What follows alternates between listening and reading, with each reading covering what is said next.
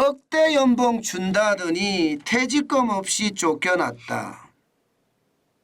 이렇게 대한민국에서 퇴직금 없이 쫓아내는 것은 불가능하겠죠. 예, 우리나라 이야기가 아닙니다. 바로 중국에 대한 이야기입니다. 여러분 이 지표 한번 보세요. 중국 내 한국 LCD 기술자들이 토사구팽이 되고 있다는 사실입니다. 2021년까지만 하더라도 중국 주요 기업에 한국인 LCD 기술자가 300명 정도 됐다고 합니다. 그런데 2년 만에 100명가량 쫓겨났습니다. 33.3%가 쫓겨난 거죠. 예, 쫓겨나도 말입니다. 계약을 연봉 3억 주겠다면서 계약을 했는데 그것도 4년간 계약했는데 어느 날 갑자기 나가라. 예, 이렇게 이야기하는 것도 있는가 하면요. 계약 기간이 이제 1년도 채 지나지 않는데 나가라. 이렇게 이야기하는 그런 중국의 기업들이 차고 넘친다고 하는 거예요. 사실 이제 LCD는요. 대한민국의 인력이 중국에서는 필요 없는 거예요. 중국의 기술이 지금 굉장히 많이 발전을 해서요. 한국 기술자 필요 없는 겁니다. 그러니 연봉 많이 주면서 데리고 있을 필요가 없는 거죠. 토사구팽 그야말로 쫓겨나는 겁니다. 쫓겨나는 거예요. 실제로 말입니다. 중국의 LCD 패널은 보면 여러분 보시다시피 2014년만 하더라도 대한민국이 LCD 패널 1등이었습니다. 전 세계 시장의 46.9%를 장악하고 있습니다. 예, 중국은 13.8%밖에 되지 않았거든요. 그런데 2022년 단 8년 만에 말입니다. 중국은 65.5%를 장악했고요. 대한민국은 10.6%를 장악하는 데 거쳤습니다. 올해요? 올해는요. 중국이 70.4%를 시장을 장악할 거라고 예상합니다. 반면에 대한민국은 4.6%로 쪼그라들 거라고 생각해요. 이러면 여러분 한국 기술자들 중국 사람들에게 필요 있을까요? 예, 귀찮은 존재가 돼버리는 거죠. 귀찮은 존재. 예, 1, 2년 동안 뭐 억대 연봉을 준다고 데려갔기는 했으나 이게 그만큼 말입니다. 이제 써먹었으니까 이제는 가차 없이 내보내는 거죠. 가차 없이. 실제 디스플레이 전체에도 보면 수출액에도 보면 차이가 많이 납니다. 여러분 보시는 것처럼 2018년만 하더라도 대한민국은 58.3%였거든요. 2023년에는 25.2%까지 줄었으니 이게 뭐 시장에서 말입니다. 중국의 대패한 그런 모양새가 나오는 거죠. 그런데 이게 디스플레이도요. LCD는 중국이 제패했을지 모르나 OLED 시장은 다릅니다. OLED 시장은요. 중국이 따라오기는 하나 아직 멀었습니다. 아직 멀었습니다. 시장 점유율도 보면요. 대한민국에서 시장을 장악하는 그 비율이 굉장히 높습니다. 예, 굉장히 높습니다. 그런 상황을 찾아본다면 말입니다. 지금 중국은 다시 말입니다. 이제 OLED 쪽으로 지금 방향을 틀고 있습니다. 쉽게 말하면요. LCD 기술자는 팽시키고요. OLED 기술자는 지금 찾는다 이렇게 이야기합니다. 이런 것을 보면요. 참 우리나라도 최악의 어떤 수순을 밟고 있다. 여러분 이런 생각 들지 않으세요? 저는 그런 생각이 너무나 많이 듭니다. 이제 LCD 기술자들을 팽했으니 그다음부터는 OLED 기술자들을 이제 데려가겠다 이런 얘기잖아요. 물론 또 몇 년이 지나면 팽당할 겁니다. 게다가 기술 유출도 심각하고요. 저는 중국 사람들이라는 게 원래 그렇습니다. 원래 말입니다. 가지고 있지 못할 때는요. 예, 간이라도 빼줄 것처럼 이야기하지만 예, 실제로 본인들이 그 기술을 가지면 가차 없습니다. 단칼에 모가지를 자릅니다.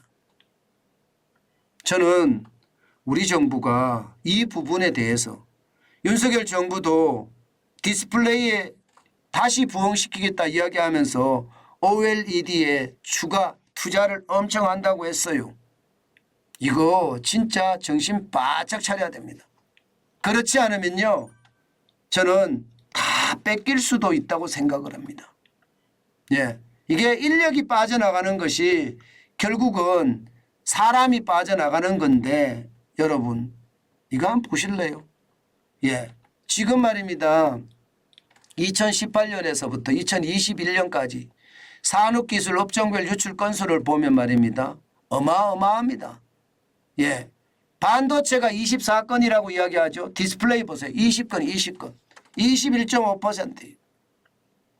대한민국의 중점 첨단 기술의 어떤 핵심들이 쭉쭉 빠져나가고 있어요. 예, 이게 전체적으로 56건이고요. 금액으로 보면 25조가량이 된다고. 25조. 이렇게 빠져나가도 도대체 우리는 뭘 하고 있는지 모르겠어요. 예, 사람은 돈에 말입니다. 굉장히 약합니다. 지금 돈 있는 사람은 양반이고 돈 없는 사람은 거지라고 이야기하잖아요. 그 정도로 말입니다. 돈을 준다고 하니까 거기에는 애국심이고 뭐고 없는 거예요. 그냥 돈만 많이 준다 그러면 그게 중국 업체든 일본 업체든 베트남 업체든 다 옮겨간다는 이야기입니다. 게다가 중국은 자본을 많이 끌어모았기 때문에 돈 인력 주는 거 우습거든요. 게다가 말입니다. 예, 대한민국 사람들 입장에서는 사회도 너무나 혼란스럽고 대한민국의 기본 정신이라고 이야기하는 충효라는 게 지금 대한민국에 존재하기는 할까요? 저는 그런 생각까지 들거든요. 충효라는 게 저는 존재하지도 않는 것 같아요. 예, 그 정도로 말입니다. 모든 사람들이 자기 욕심 중심으로 움직이거든요. 그것도 권력이나 돈이나 이 핵심 어떤 목표를 가지고 말입니다. 그러면 어떻게 되겠습니까? 산업기술 가지고 중국으로 가는 사람들 많을 수밖에 없고요. 문제는 거기에 대한 이게 처리가 심상치 않아요. 산업기술을 가져갔다고 하더라도요, 무죄가 지금 2021년에 33건에 대한 통계를 보면 60.6%가 무죄고요. 집행유예가 27.7%예요. 재산형이 6.1%고요. 유기징역은 6.1%밖에 안 됩니다. 실형이 되는 건. 그것도 말입니다. 유기징역 하더라도요, 집행유예로 풀려나는 사람이 대부분이에요. 제발 이 부분 말입니다. 산업 스파이.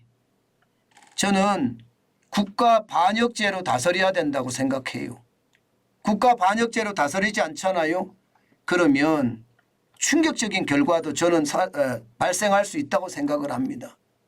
지금 말입니다. 대한민국의 디스플레이가 완전히 쪼그라들었잖아요. 그죠? 그것도 8년 만에 말입니다. OLED 시장 마찬가지가 될 가능성이 큽니다.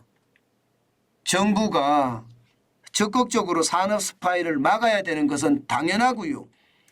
기술 인력이 유출되지 않게끔 그 방안을 짜는 것도 저는 중요하다고 생각해요.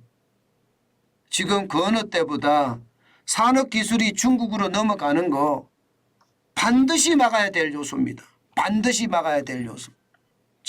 지금처럼 반도체, 디스플레이, 2차전지, 자동차, 정보통신, 조선까지 다 이렇게 빠져나가니 대한민국이 이게 생존할 수 있겠습니까? 우리도 일본을 통해서 기술을 배워서 지금의 산업화를 이루었다고 하지만 지금 이렇게 되면요, 우리는 원천 기술을 가지고 있는 게 없기 때문에 너클네크라고 호도를 가운데 놓고 쿵 누르면 부서지는 거 있죠. 너클네크. 우리는 너클네크 신세가 될 수밖에 없습니다. 제발 대한민국다워졌으면 좋겠습니다. 지금처럼 계속해서 이렇게 가잖아요. 그러면 대한민국은 존재감이 굉장히 낮아지지 않을까.